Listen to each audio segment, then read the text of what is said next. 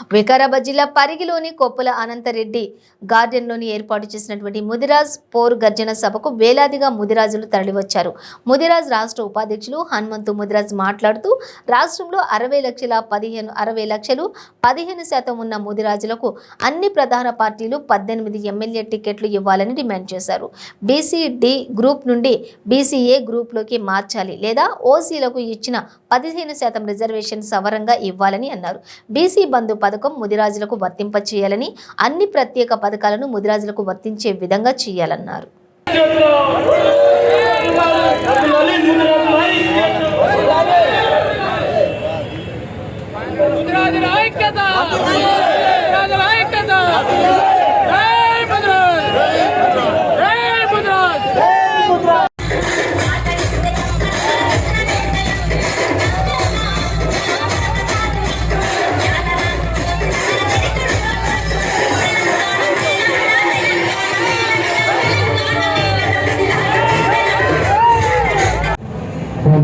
చాలా శుభదినం చెప్పాలి. మరియు ఈ వేదికను పెద్దలందరికీ మరి చాలా మంది పేర్లు సమయం లేదు కాబట్టి సభకు నమస్కారం చెప్తున్నా అందరికీ. మరి ఈ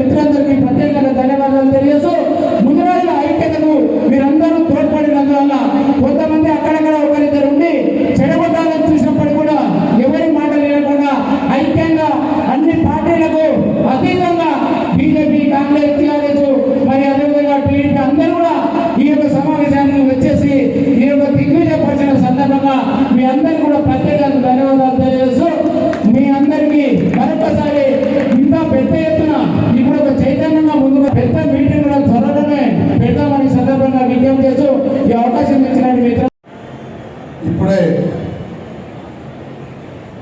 రాములు గారు మాట్లాడిన తర్వాత ఆ ఉల్లాసం ఇంకా ఎవరి వల్ల సాధ్యమవుతుందో నాకేమ మన గడ్డ మీద చాలా మటుకు